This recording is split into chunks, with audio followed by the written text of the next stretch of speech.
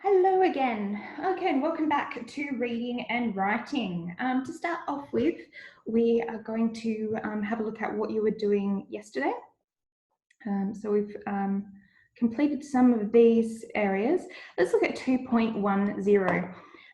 As I said for your homework yesterday, you need to have completed this paragraph, starting with B, and then finding the logical order of what would come first, second, third, and using appropriate conjunctions and relative pronouns to actually complete that. So it is often claimed that living in the city is more stressful than living in the country. People who live in the country often have, then I would go, people in the city have more time to spend with their family. Furthermore, in the country, they know each other and therefore friendly with each other. However, some of them complain that they would rather live in the city because they often have to travel a long way to get to places like such. Furthermore, there is not such a variety of things to do in the country. So you'll notice that instead of saying people who live, people who live, people who live, which becomes very repetitive, I've used they. I've also used however when I'm talking about different things, and in addition or furthermore when I'm putting things together. So using conjunctives and pronouns to put that paragraph together. Hopefully you got something similar to that, and I would have seen your homework by now, hopefully, as well. So let's look at A and B and see which ones we actually think. If you have a look at A, it tends to say people who live in the country, people who live in the country. So it is a bit repetitive, and it needs probably to limit on the repetition and use pronouns. B also has a problem, and although in my personal opinion, I think it is better than A, B actually talks about opposing perspectives. And as I said before, that we need to have a look at, keep one main idea at a time. So I'd probably say that B is a better paragraph, but neither of them are actually perfect. Okay, so you should have completed these paragraphs as well, using in addition and however. I'm going to have a look at show you what the suggestion is for these answers. Okay. So get your document, what you've actually completed, and also have a listen to what I'm going through. See if you can tick the areas that you got correct and draw a line or 1, 2, 3 if you've got them in the wrong order. Okay. So sample answer 1, and as usual, I would love for you to read along. If you can read quietly to yourself, but please do out loud. This is practice for your pronunciation as well. If you find something difficult to pronounce, just pause the video, go back so you can hear how I pronounce it and practice that to yourself as well. So sample answers for 1. Blue zones are places in the world where people live longer and healthier than anywhere else on Earth. The 5 blue zones are the Italian island of Sardinia, Okinawa, Japan, Loma Linda, California, Nicoya, Costa Rica, and the Greek island of Ikaria? I don't know. In fact, in each of these 5 places, it is common for people to live till 90 or even 100 years of age. What is more, people there aren't just living longer. They're living healthy, medication and disability free. The secret to a longer life is a lifestyle that includes a healthy diet, daily exercise, and a low stress life. Okay, so have a look at your paragraph in comparison to this paragraph, and we're going to identify whether you've got it correct or you need to make some changes. Number 2, again, please read along. The secrets to blue zone longevity and health are not surprising. Sophisticated medicines and expensive modern technology therapies are not required to live long and healthily. A long and healthy life is possible for everyone, but choosing the right lifestyle is easier said than done. Most people simply choose to not live the necessary lifestyle, and as a result, they pollute their bodies, causing them to suffer. And finally, 3, again, get yours out, have a look if you've got it the same. People in blue zones eat healthy diets. Consequently, they suffer from half the rate of heart disease and 20% fewer cancers than Americans. In addition, people in blue zones exercise naturally, using their bodies for their daily activities. If you'd like to find out more, visit www.bluezones.com. Okay, so as I said, have a look at your answers and see if there's a connection and if you've got anything incorrect. You'll see that they're all in a very logical order with a strong topic sentence for each of them at the beginning, followed by logical supporting detail. Okay. So we're now going to look at what it means to make a generalization. So a generalization is a statement that summarizes specific information from data. So some examples are, here are some examples of generalizations. What I want you to do is tick the one that you think is a generalization, whereas some of them are actual fact, okay? 67% of people thought that smoking in public places such as restaurants should be banned. Is that a generalization or not? Most people thought that smoking in public places such as restaurants should be banned. Generalization or not? In last week's election, only 5% voted for Mr. Johnstone. In last week's election, hardly anyone voted for Mr. Johnstone. 75% of graduates from the Internet Information Technology faculty find a job within 2 months of graduating. Graduates from the Information Technology faculty usually find a job within 2 months of graduating. People living in London earn an average of 31% more than people living in Manchester. Salaries were much better in London than in Manchester. Only 5% of people in urban areas live beyond 90. It is virtually impossible for a person in urban areas to live beyond the age of 90. You'll see there's a bit of a connection here because we've got 2 sentences on each particular topic. And one of those actually has statistics. So when it has statistics, it means that it is factual. So it's not a generalization. So the things that don't have that statistic is a generalization. Most people thought. There's no statistic. I could say that most people think that Italian food is the best. It doesn't make it true, it's just a generalized statement. In last week's election, hardly anyone.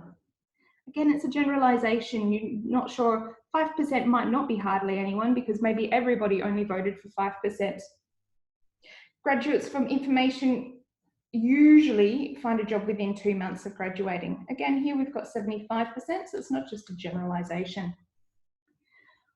Okay, in the sentences above, underline that we've done that. Generalizations of quantity, frequency, and probably.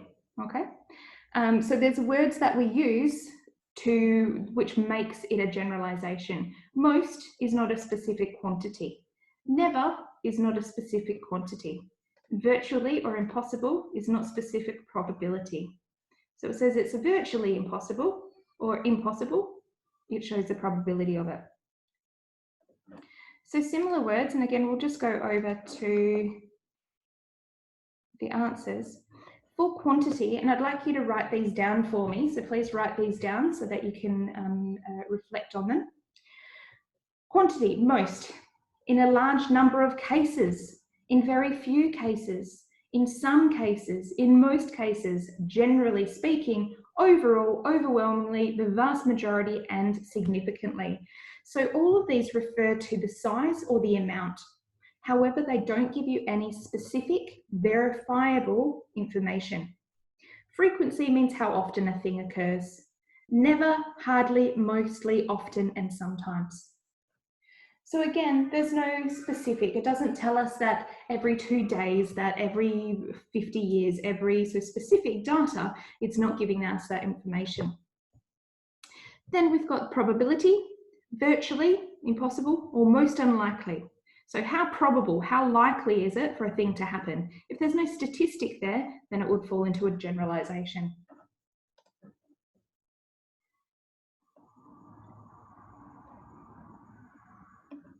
Okay, so we're going to practice your ability to do generalizations, and it's pretty simple. We need to take out the percentage and change it into a generalization, either quantity, frequency, or probability.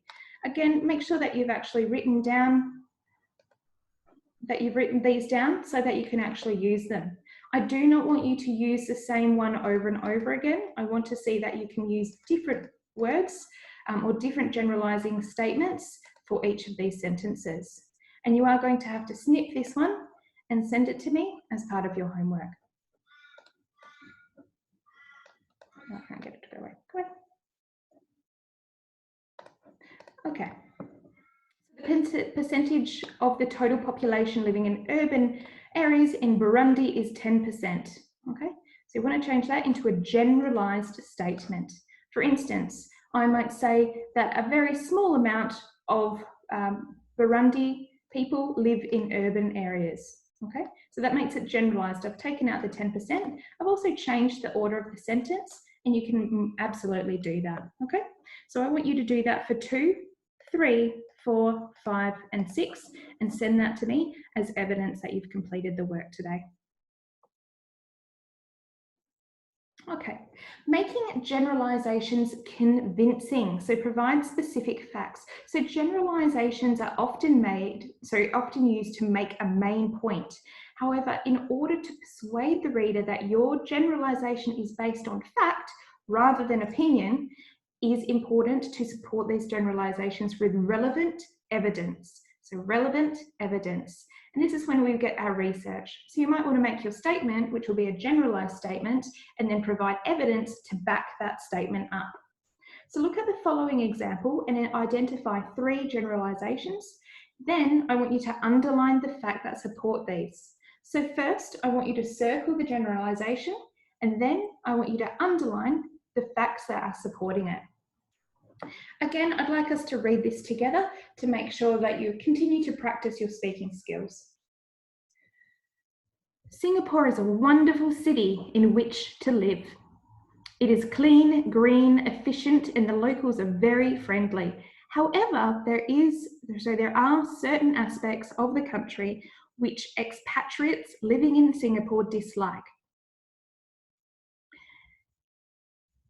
Expatriates or expats just means someone that's living in the country, in a different country. So I'm an expat living in China. So I used to live in Australia, but I'm an expat in China. When you move to Australia or America, you will also be considered expat. So what we're talking about are people that have moved from a different country into Singapore and what they dislike. Generally speaking, Singapore is a very expensive place to live. According to a report published on Forbes.com, Singapore has the 5th highest cost of living in Asia. The report said that a 2-bedroom apartment costs US $3,359 a month, US $200 more than the cost of a similar apartment in Paris. Personally, I would be moving to Paris. Additionally, for those who enjoy the 4 seasons, it is going to be virtually impossible to get used to the weather in Singapore. It is hot, humid, and sticky most of the year, with sudden and unpredictable rain showers. Daytime temperatures hover around 32 degrees Celsius and the humidity level at around 84%. People refer to the city as a giant sauna. It sounds terrible. I've been to Singapore once, but only to the airport. I would never go again. Another disadvantage of Singapore is that it is significantly more crowded than comparable cities, so cities that we can compare them with. Although its area is approximately 3.5 times that of Washington, D.C., Singapore has 7.5 times more inhabitants. Okay, so it's saying Washington's bigger, but Singapore still has more people in a smaller amount of space. Okay, so I want you to complete that for me. And as I said before, I'd like you to snip it so I can see that you understand the generalizations as well as the evidence or the proof that they've provided. So supporting generalizations with specific facts, we're going to do some practice here. And this is where I'll actually finish the class for today. because you'll have a little bit of work that you'll need to be doing with your writing. So look at the following information about the preferred shopping locations of teenage girls and boys in America. And you're going to write 2 paragraphs, not 1, but 2 paragraphs containing generalizations which are supported by facts. So you're going to be doing very similar to here, just writing 1 paragraph and then 2 paragraphs, 1 generalization, 2 generalization, supporting details, okay? You can do this here. Otherwise, if you feel that you would like to, if you want to write on a separate document, you're happy to do that too, but I will need it sent to you, as I will keep a copy as coursework. Okay, let's see what we've got in terms of generalizations. Teenage girls, teenage boys. So we can see that effectively, in terms of girls, they seem to like shopping malls, with 69% wanting to go to the shopping mall, okay? At the same time, in terms of electronic stores, they're a little bit lower. So they're down at 30% for shopping malls. So possibly if it were me, I might say a generalized statement is girls tend to like going into shopping malls much better than electronic stores. Based on the percentage chart, it provides evidence that 65% okay? I'm not going to give you all of the information, but I want you to understand what you need to do. So the statistics are your evidence. You're going to make a generalized statement looking at these facts, okay? So you can see that males probably have more with shopping malls, have a preference for shopping malls, but overall, their desire to go shopping is less than teenage girls, okay? And then you would need to put some facts into that. So have a look, see what what this graph shows you, what it's telling you about girls and boys, and write 2 paragraphs, okay? You could, for instance, write 1 paragraph with a generalization about girls plus evidence, and 1 paragraph about boys plus evidence. Nice and easy. Okay. Now you are going to write about the spending patterns of some young people you know. So I want you to interview 10 people, which will be in your class, and you can do this via WeChat. I don't mind if you have the same information, but I want you to interview them about this similar, so where they like to go, which shopping malls they like to go, and you're going to get some statistics out of that. So interview 10 people and create a chart. Then using the information in the chart, write at least 150 words, okay? So your interview might be very simple. I would write something like, for shopping, boys and girls in China. So question 1, do you like shopping? Question 2, if you, what type of shop do you prefer? So for instance, the answer to that might be they prefer a mall, they prefer electronics, they prefer a place to buy computer games. Okay. Maybe they prefer to go to the salon. Possibly, how often do you go shopping? Do you like shopping by yourself? Do you like shopping with friends? Okay, so this is just an example of what you could do. Now, do not copy everything I've written. I want you to think of yourself, and then you're going to choose 10 of your classmates or your friends or your mum or your dad or your sister, your brother, your auntie, your uncle, Santa Claus if you wish. You can even call your teacher and ask her, okay? So you're going to interview 10 people, ask them for these questions, and then put the answers into a graph, okay? So that's easy. So for instance, if you've got 10 people and 10 people, 5 said yes, they like shopping, and 5 said no, they don't like shopping, your graph would indicate that as well, okay? So I don't know how to do a graph on this. I think you might have to use Excel. Anyway, you know what I mean. So once you've created that graph, or if you've got that information, then you're going to use that information to create a 150-word generalized statement with factual evidence that you will then send to me. Again, this is going to be coursework, all right? So you need to finish that as well. So what we need to do is you're going to finish, we've done that. Don't worry about that. So I want you to complete this for me. Complete this for me. So underline facts that support the generalization and circle the generalizations. Write 2 paragraphs on teenage girls or boys. So 2 paragraphs based on this. And then you need to interview and create a chart, something using an information in a pattern like this, okay? Now, all of this is going to be very useful because it's something that you're going to be doing in one of your assessments when we're looking at descriptions and writing processes, okay? So that's all you need to do for this class, and that's the end for today. Thank you very much for listening. As usual, I'm always available on WeChat should you need anything, and I look forward to speaking with you again very soon.